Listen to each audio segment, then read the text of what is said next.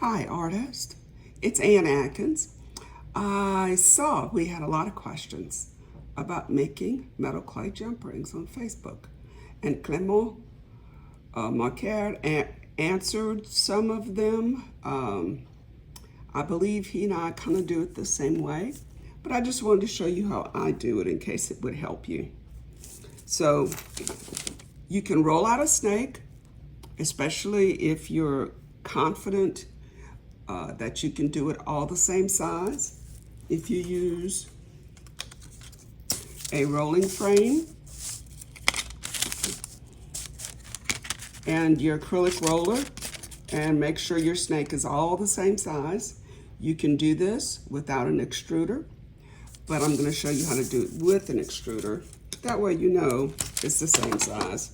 If your project demands, that it needs to be precise. So I'm working with gold bronze today, clay.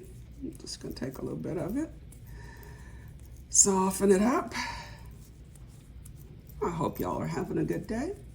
We got about ½ an inch of rain yesterday, which I am so thankful for because we've been so dry. So I have my extruder. I'm going to take the cap off.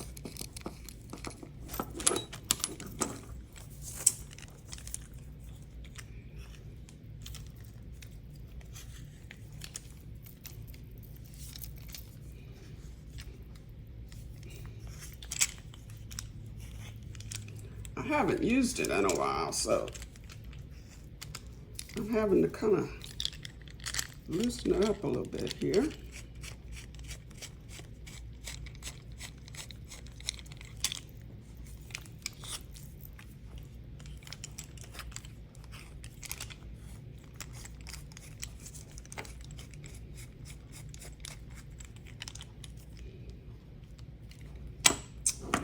And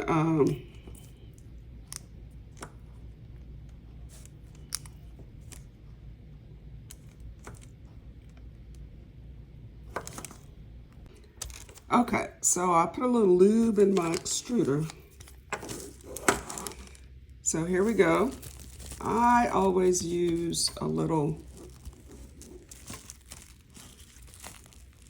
cling wrap. I took a class from somebody who mentioned this, and I thought it was brilliant because then you don't get clay caught all in your, so you kind of put it like this.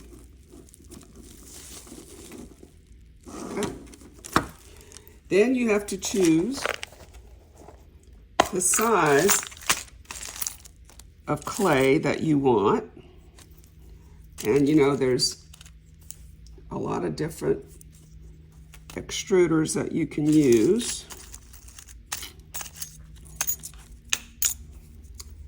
I think I want this one. So I'm going to put that in my top. And then I'm going to screw it on to my extruder. And what's going to happen as I turn my handle on my extruder, I'm going to get a nice even length of clay. And you should have something nice and smooth that you can lay it out on. And also a water bottle so that you can spritz the bottom of it so it won't dry out. So let's get going. Let's see if I can do this on camera.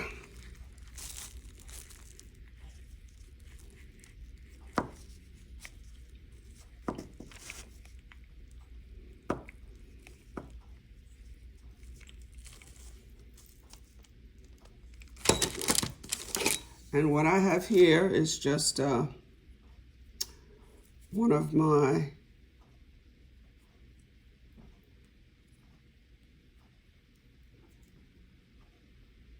dowels from my punch set, and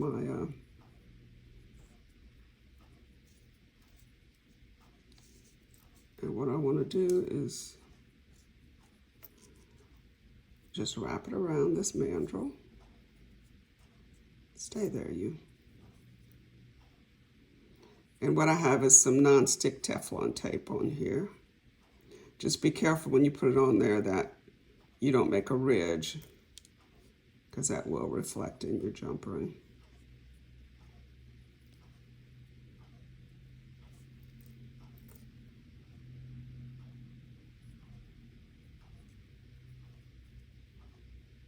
Okay. Stay there, you. And then I'm going to put these to dry in my dehydrator. I'm going to put a little water on this one so that he stays a little bit better. This non-stick does what it's supposed to do, it doesn't stick. I'm going to spritz them just a little bit. But fresh clay is better for this than rehydrated clay. You can certainly use rehydrated clay, but you know, just be careful of cracking. Small cracks you can sand out, no big deal. But if you get big, those big dry cracks, that'll be hard. Okay, I'm going to put it in my dehydrator. I'm going to prop it up so that the mandrel is supported and the clay touches nothing. And I'm only going to leave it in there about 10 minutes because I want it to be more leather dry than hard dry. Then we'll be back. Okay, we're back to finish up our jump rings. Let me say, don't forget to clean up your extruder, because if you just leave it there, your clay's going to get hard and you're going to have a mess.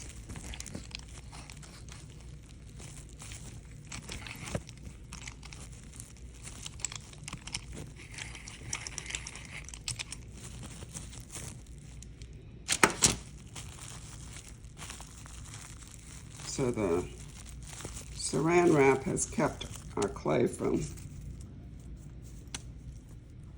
getting stuck inside of the extruder. There's our extruder plate. I'm gonna put that back with the attachments so that next time we need it, it'll be there. I'm gonna spritz that a little bit and save it.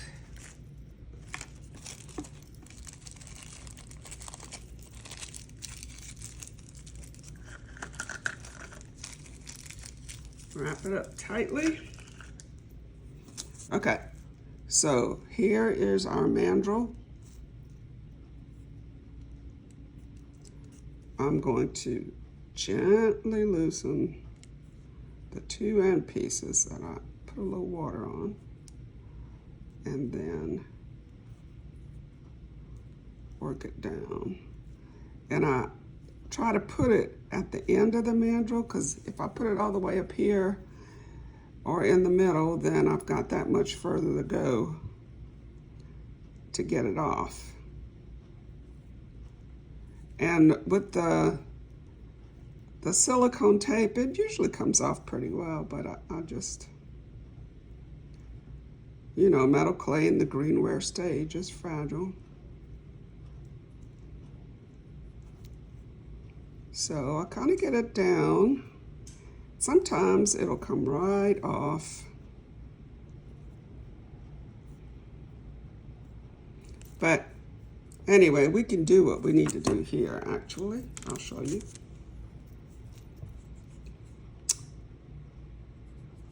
So what you want to do is essentially just like if you were cutting silver jump rings that you had just looped on a mandrel, and you saw them down the middle so that you have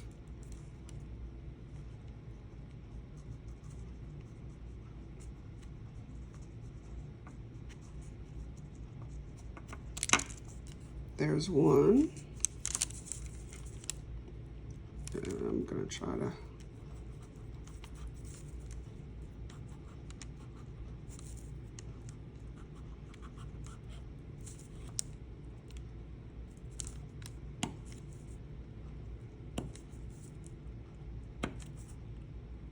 usually I take these off and do this, but in the interest of time, I'll just do it this way because they will come off so much easier.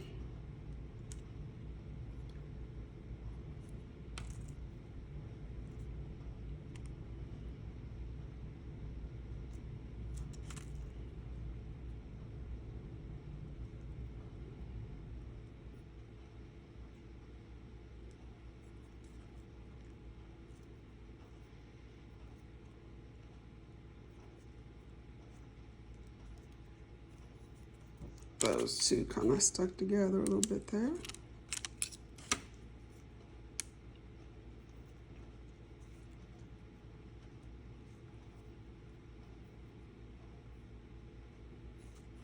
There we go.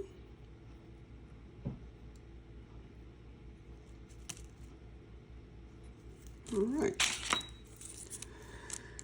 So now we have 1, 2, 3, 4, 5, 6 jump rings from that little exercise. And what you do is, just like with a regular jump ring, you just very gently move them until they close. Where's my brush?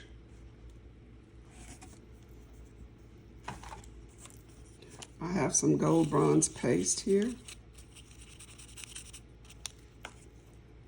And what I do is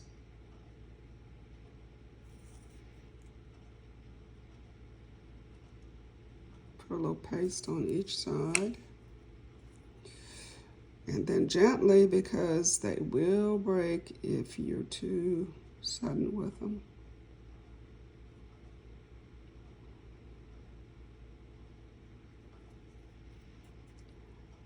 I have them meet and then I hold them in place for about 5 seconds.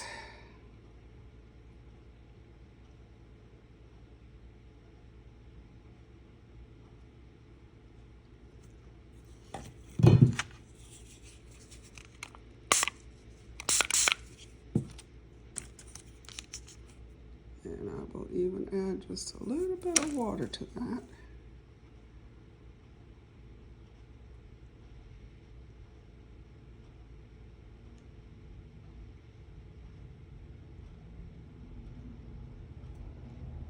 And there you have a jump ring.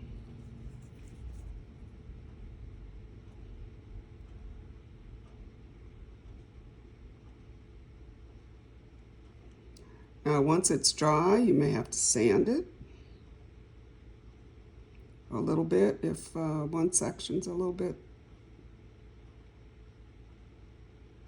further up, or if it moves while it's drying.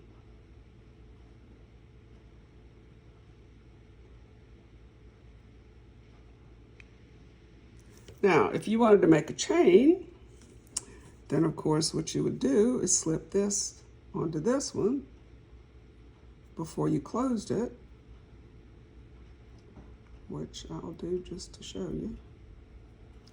I don't make a lot of chains because although they're beautiful, they do take time.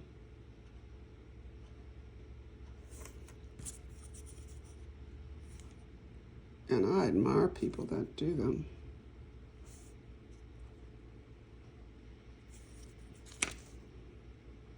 So we're gonna, almost just like a regular jump ring, we're gonna go back and forth, line it up, and then hold it in position.